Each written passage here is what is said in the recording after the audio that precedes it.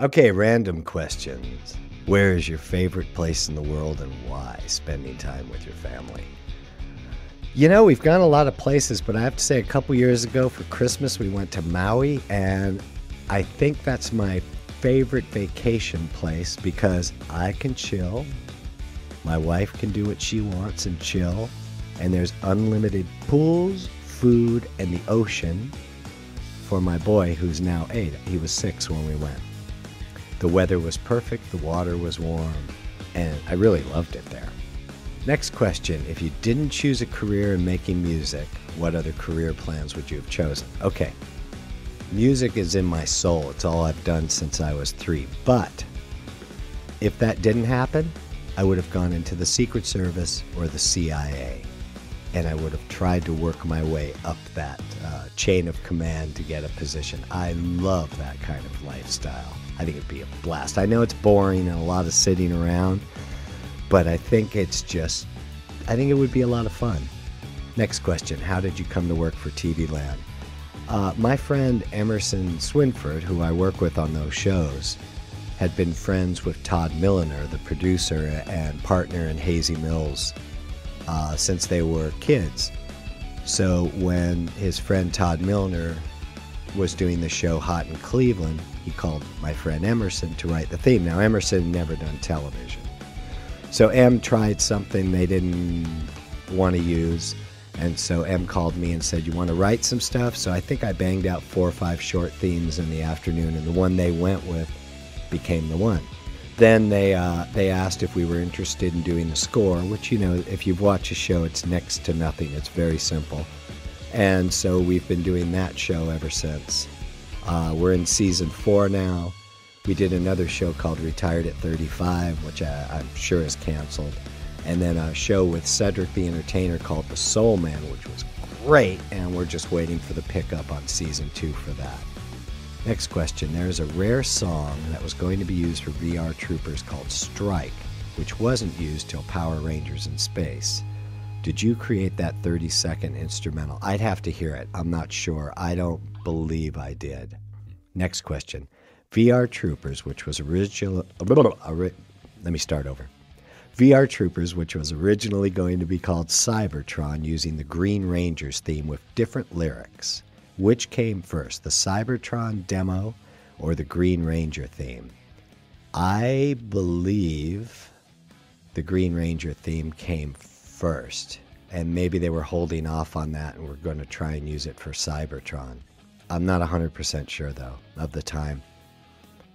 Next question. There were some songs that we heard in MMPR but never released on the official soundtrack, such as Go White Ranger Go, Gonna Make It Right. There were also tracks that had more heavier guitar alternate soundtracks, such as 2 tracks, Fight and 541, which I'm sure you may have heard. Yes, I wrote them and just recut them. So I'm not sure what the question is. There were a lot of songs that were never released. They were never developed because we never did a second album. The first one sold great, but for whatever reason, they decided not to do another one, maybe because of the movie soundtracks, and they didn't want to conflict or oversaturate the market. Next question. Are there any cast members from MMPR that you stayed in contact with over the years? No. I mean, I hardly knew them when they were doing the show. I only met all of them once, and that's because they came into my studio to talk amongst themselves while they were there for some meeting with Saban. So I think, except for Paul and Jason, who I have hung out with a couple times briefly, I think the most I ever said to the rest of the cast was, hey, how you doing? They didn't really care about the music side of things at all. And that's not an insult to them, but remember, they were shooting 52 episodes a season. These guys were working really hard, so their plate was full. Next question. What would you say makes a great piece of music? Depth, feeling? Absolutely. Honesty is number one. It's got to come from a true place. Everyone can sense when the song is fake or when the lyrics are contrived, like so much of the pop stuff is today. It's just formula, which is awful. So the first thing is to figure out what you're feeling. Secondly is to kind of create the music under that underlines that feeling. And third is to figure out how to say what you're feeling in a creative, interesting way. It's extremely difficult to do. Next question. Were there other TV shows under Saban that you were going to create theme songs for or scoring?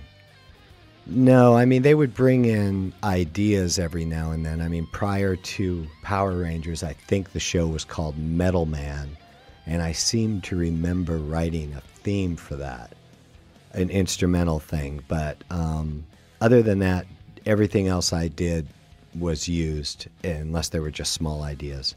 Next question. What do you prefer or like to do best? Create a theme song or score for a TV series? Score. Score is much easier. You're looking at the picture. Once you have your sounds established, it's easy to underline that emotion. The theme is always difficult. Generally, you're given direction in some sample songs. That's what I get the last few years. And they end up always going in a completely different direction. So I try to actually never listen to sample songs that the producers give. Next question. Why are you so awesome? Any tips? Laugh out loud. Okay, I have a tip for you. What I do is no more important than the guy working in a gas station or the guy cleaning rugs. That's my attitude on the whole thing. Fact is, on Hot in Cleveland, that's the reason I think everybody is like a family. Nobody there takes it seriously. We're not saving the world doing these shows. The guy who does pediatric cardiology and saves babies' lives and goes in and fixes their hearts, that guy deserves to have a bit of an ego and get the best table at every restaurant. What we're doing isn't saving lives, what I do. I'm blessed with it. I'm thrilled with it. I love every day that I get to do it. But at the same time, I don't think I'm any more important. That's the main thing. And always make time to answer the emails. When Fisher was doing really well when we were on Universal, I personally would get 150, 200 emails a day. I answered every single one. I've never had anybody answer emails for me, and I've never deleted one. I always think that's important. And it's, the way to give back. Next question. What is a typical day like working in the music studio? Okay, I take my boy to school at 7:30 in the morning, get him there. On the way back, I grab breakfast. I pop into the studio, start working on tracks, whatever the project is that day. Pretty much, which I've always done, I just plow through straight till about 6 o'clock. Then I head home, have dinner with the family, hang out a few hours. We all catch up on everything, help the boy with his homework, watch some TV, whatever we're doing. And then I pop back in around 9 p.m. and usually stay till at least midnight on average. Head home, go to sleep, do it again the next day. Weekends, that depends on what the schedule is. I try to get in here to the studio at least 8 hours per weekend. And of course, if I have a big project, I can be in here 16, 20 hours. I have to do it. It's just in me. Next question. Was I ever asked to be in an episode of the Power Rangers? No, never brought it up. I never asked about it. There's just nothing I could have done. Maybe I could have been an extra. I think now I would probably ask, hey, can I be in the juice bar there off to the side? But just to do a cameo. But I don't know. It was very different back then. Next one. You mentioned that yourself and Eddie Van Halen hanged out in the past. Do you still meet up? No, we don't. And what was the atmosphere like at the Van Halen recent concert? Well, Valerie Bertinelli is in Hot in Cleveland, and Van Halen was doing a friends and family show at the Forum in Inglewood, California. And she said, open to the cast and crew, she said, anybody's invited to go, you can bring a guest. So we went down, and I was probably 15, 20 feet from the stage. and had a great time. The show was wonderful. The band sounded amazing. But there was this time Eddie went off into his solo for 15, 20 minutes by himself. And about 10 of those 15, 20 minutes was so magical. His timing was so flawless. And he had developed a couple more ways to use the guitar that I'd never seen before, kind of controlling a whammy bar and the volume control and playing at the same time. Just sliding this. I can't even explain what he did, but it sounded beautiful. So I'm glad I got to see that, because I think they're done touring for all time. It's done. I think it's just too much work and they don't need to do it. And, you know, there is a time you should stop. Next question. If you were Saban, what would you have done differently about Power Rangers in the past and nowadays? Well, now I can't answer because the whole world has changed. The bar has been lifted so high it's hard to compete with anything. But back in the day when Power Rangers really exploded, and I had told Haim this before I left, he asked me, well, what would you do if you were me? And I said, I would probably let just about everybody go in this company, all the producers, a lot of the execs. I would keep the A-list people like myself, and I would hire new A-list writers and maybe some cinematographers and some A-list directors and certainly some A-list writers.